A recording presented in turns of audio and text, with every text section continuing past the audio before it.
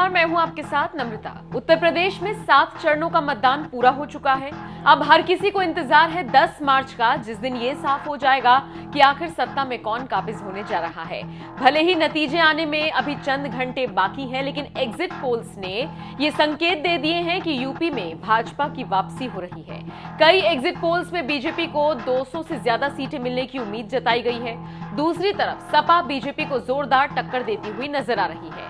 News channels के exit poll सामने आने के बाद से ही बीजेपी नेताओं में खुशी की लहर है। उन्होंने अभी से जश्न मनाना शुरू कर दिया है। इसी बीच सपा का समर्थन कर रहे सुहेलदेव भारतीय समाज पार्टी के अध्यक्ष ओम प्रकाश राजभर ने ऐसा बयान दे डाला जिसके बाद लोगों ने उनकी क्लास लगा दी।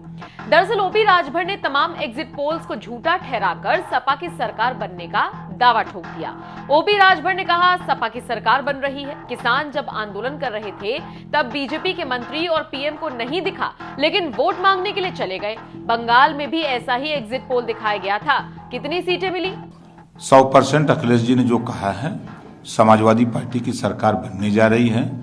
10 मार्च को देखिएगा 10 बजे आप ही लोग दिखाएंगे जो हम गाना बताते थे कि चल सन्यासी मंदिर में, तो वो सन्यासी जाएगा मंदिर में और उस कुर्सी पर अखिलेश यादव जी आएंगे।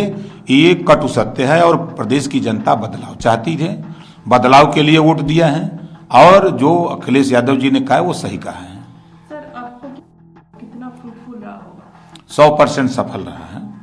सफलता का कारण है कि 13 महीना किसान गाजीपुर बॉर्डर पर था, तब न तो बीजेपी के किसी प्रधानमंत्री को दिखाई दिया, न गृह मंत्री को दिखाई दिया, न मुख्यमंत्री को। जब वोट की बात आई तो गए तो थे, इतना काम किए थे तो थूक लगा के तो पर्चा बांट रहे थे डोर टू डोर। दिल्ली में भी बांटे तो 3 सीट पाए। बंगाल यही एग्जिट पोल के लोग दिखा रहे थे ना, बंगाल में 2 तिहाई और कई सीट पाए। दिल्ली में भी 2 तिहाई जिता रहे थे, 3 ही सीट पाए। राजस्थान 2 तिहाई जिता रहे थे, कांग्रेस की सरकार बनी। सब जगह तो मुंह की खानी पड़ी। सर, आपको क्या लग रहा है मुद्दा मेन जो लोगों का इस बार का मुद्दा रहा हो, क्या क्या रहा हो? देखिए, जनता जातिवाद जनगणना चाहती है।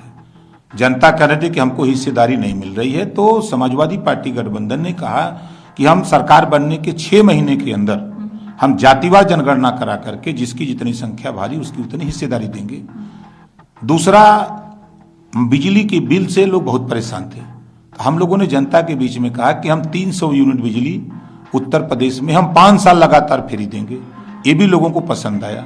हम लोगों ने कहा कि जो योगी मोदी जी ने जो आवारा पशु पैदा किया है, जिसको हम अपनी भाषा में उसको ललका साढ़ कहते हैं, उससे किसान भी परेशान, सड़क पे आम आदमी परेशान।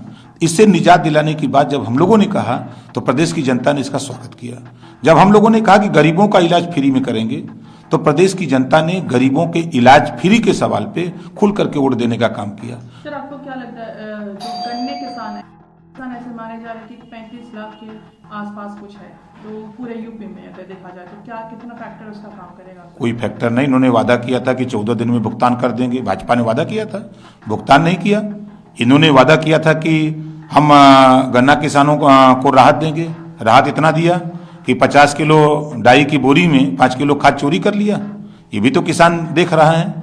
और इन्होंने जो वादा किया था जनता के बीच में महंगाई कम करने का, किसानों का धन दुगुना करने का, तो किसानों का धन दुगुना करने के लिए ये तो ला दिए जो है वो आवारा पशु, यही तो दुगुना कर रहे हैं। ये तो कुछ किए नहीं। तो सर, आप कॉन्फिडेंट है कि इस बार जरूर एसपी आ रहे हैं? 100%। 10 तारीख को आप देखिएगा ना, मिलिएगा हमसे ना, 10 बजे मिलिएगा, गिनती गिना देगा टन टन। ओपी राजभर का ये बयान आना था और लोगों ने उनकी जमकर खिंचाई करनी शुरू कर दी। जैसे एक यूजर ने लिखा, नेताजी 2 दिन पेशेंस रखो।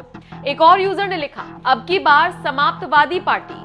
एक और यूजर ने लिखा, चेहरा क्यों फिर लटका हुआ है जब तेरी सरकार बन रही है तो। एक दूसरे यूजर ने लिखा, और आप उस सरकार में मुख्यमंत्री बनेंगे। एक और यूजर ने लिखा, थोड़ा रुको सब पता चल जाएगा। एक और यूजर ने लिखा, ओपी राजभर तेरा क्या होगा कालिया। वैसे ये कोई पहली बार नहीं जब ओपी राजभर ने इस तरह का बयान दिया हो और वो ट्रोल हुए हो।